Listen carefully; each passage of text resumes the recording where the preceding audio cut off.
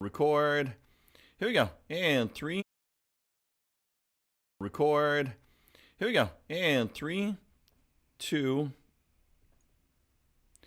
We're going to talk about a gentleman who comes from Big Island, yeah? What side? Hilo. Hilo Got side. it. Okay. 3, 2. We're going to talk for a couple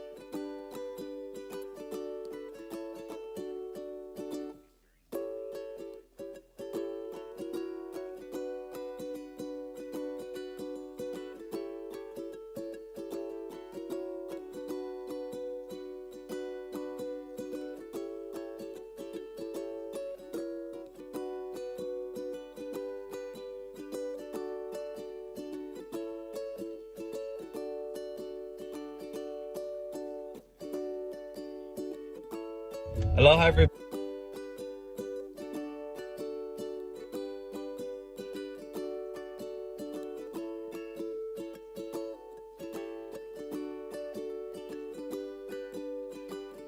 Aloha, everybody. So right now I'm taking part in the Be the Aloha do today.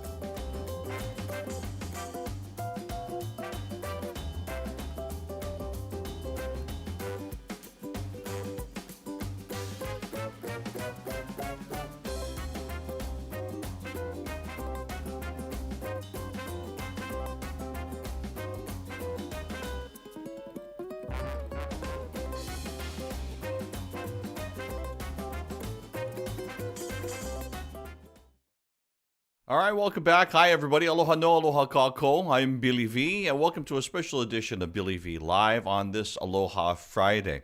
For those of you that were waiting to see the story about Kamaka Diaz, well, here it is. We're talking about somebody who is doing extraordinary things and bringing people together.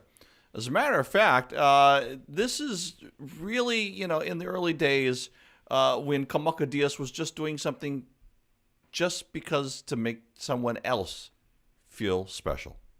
Aloha, everybody. So right now I'm taking part in the Be the Aloha Challenge started by Shaka T. Basically what they want to do is show people that there is aloha in the world, and they want people to be the aloha you wish to see in the world. And that's what I'm trying to do today. We're going to talk for a couple of minutes about somebody who comes from Mokuokeawe, from Hilo side. As a matter of fact, I'm going to read right off of his Facebook page. I'm that crazy guy trying to pay off a little more than $50,000 in 1 year while unemployed. Follow me on this journey and give me a job. I'll be your best friend. Wow. What do we go? Ladies and gentlemen, it's from Hawaii Island. It's Kamaka Diaz. Yay. How are you, bro? This is incredible. As a matter of fact, as we are recording this, you are POW. You're done. And congratulations to you. But before we get into what you've completed, because there are some that may not have seen this before, first of all, where are you from and what brought you to this point? I'm assuming you are going to school and you're trying to pay off your debts. What schools did you go to? Elementary, high school, and then you're off to college. Tell us about your journey. Okay, so I'm from Hilo, Hawaii, and I actually went to Hawaiian immersion school for the majority of my life. I grew up speaking Hawaiian, so I went to Punana for preschool, Punana Leo Hilo. Then I went to Kaomekikael for elementary, then Kikula o Navahio Kalaniopuu for middle school to my senior year of high school. And then I moved to Oahu to play sports, and I graduated from Kaiser my senior year. And then I stayed there and went to UH Manoa. Then I studied abroad in Spain and Argentina, caught the travel bug, learned about the Peace Corps. So after I graduated in 2016, I went to Peace Corps Madagascar, and I volunteered there for 3 years. I extended for 1, so I got back last year, a little over a year ago, like October 2019. So everything kind of just led me to where I am right now. Nice. Wow, that is quite a journey. Okay, first of all, $50K. Was it worth that amount of money, the kind of education that you got by traveling and going abroad and doing things like that? Yeah, I mean, I totally would encourage people to, go to college, of course, for more than just the classroom experience. There's a lot more you get out of it, and especially when you can study abroad and, take your education to other places too. So like, I wouldn't have joined the Peace Corps if I didn't go to college, if I didn't take out the loans and continue my education journey. So I knew I guess at that time when you're in college, you don't really know about student loans, or I feel like I was really financially illiterate. I was like, oh cool, I'll just take money and pay it back later. And then after, when I was in the Peace Corps, kind of like putting my student loans and life on hold for a couple years, when I was coming back, I was like, oh yeah, I have to pay back like $50,000 of student loans, and I've been getting like $1,000 of interest just being in the Peace Corps. So I had to think of something. Okay, so what is it you want to do? Let's jump ahead. What is it that you want to do now that you've gotten this education? Did you have a goal in mind? Do you still have a goal in mind? Sometimes people go to school for like 20 years and they still don't know what they want to do. Yeah, well, I was in school for 5 years. I didn't declare my major until I was a senior. I majored in communications and then studied abroad. So I fell in love with the Spanish language. So I minored in Spanish. So I felt like those are two pretty good things to have. So after that, I didn't really know what I wanted to do. I just knew I wanted to help out and give back. So that's why I joined the Peace Corps. So that's when I kind of truly discovered myself and learned about my limits and everything I was capable of. So after that, I knew I wanted to continue traveling, helping out people. I want to write books. I had a blog when I was over there. I have other projects I want to work out, but mainly I want to focus on supporting the local community. I have to ask you, the Peace Corps. You grew up in Hawaiian language schools, which means that there's a certain cultural knowledge that you have. It's more than cultural knowledge. There are cultural values that you've learned from those schools. Did that translate over to Peace Corps? Is some of that the same? Is that why you got attracted to the Peace Corps? Yeah, I think just growing up, I was raised on Hawaiian values. Everyone is Ohana, respect their elders, all those things. So I had a good foundation. And even though I left there my senior year, it was still instilled in me from a young age. So when I joined the Peace Corps, I knew nothing about Madagascar. I actually wanted to go to South America, and Madagascar was my third choice. I was on the M section when I needed a third choice, and I was like, oh, cool, Madagascar, like the movie. So that's why I chose it, not even thinking about it. But then I learned about Madagascar and how the languages are similar, that they're in the same Austronesian family. So that made me more interested. And when I went there, I loved it. I extended for a year. But so even the languages are similar, their culture is similar. It's that slow island life. So and everyone's very respectful, treats each other like Ohana. So I love that about it, and I really felt like I was home. I felt like I went from the big island to a bigger island. Nice. Let's get into the meat of this now. So you got $50,000 in student loans, and you decided to do what? Tell everybody what you did. Well, so I had $50,000 student loans plus about like $3,000 of interest. It started during the beginning of the year. I think it was like at 50,000, and then I had like $2,000 of interest, and I got like another $1,000 of interest throughout this year. But yeah, so I just knew I wanted to pay off my student loans as quickly as possible, because I hear stories of people paying it off their entire life, and I'm like, no, I don't want to do that. I want to get this weight off of my shoulders, and then I can do whatever I want after. So in the Peace Corps, when you live alone in the middle of nowhere, so with no electricity, running water, stuff like that, so you have a lot of time to think and reflect. So I was thinking about what I wanted to do after I was done, and I knew I wanted to do something big, something to help out. I didn't actually know what like skill set I wanted to use. So I figured, well, I like helping out. Why don't I just ask people, what can I do to help me? And in exchange, they'll just make a donation towards my student loan. I'll sacrifice one more year, work as hard as I can, live super frugally, don't spend any money or as little money as possible, and put everything I make towards my student loan. And by doing that, I'll be able to help out somebody in the community with whatever they need, and I'll be paying off my student loan. So it's a win-win. Give me a list of some of the things that you have done to earn your money. Okay, everything. I think I've done over like 300 something things. But so pre-COVID, I dressed up as Buzz Lightyear for a kid's birthday party. That was a really unique one. That was a fun one. I dog walked, babysat, delivered malasadas to people, yard work, planted a tree, raked leaves. I guess after COVID, I had to change a little bit, but I was still able to do more things. Like I did a lot of deliveries. I sold things, made T-shirts, and donated some of the profits to my preschool, Aha Punana Leo. Delivered cupcakes, cleaned ceilings, washed windows, washed cars, built things, cut things. I have a whole list.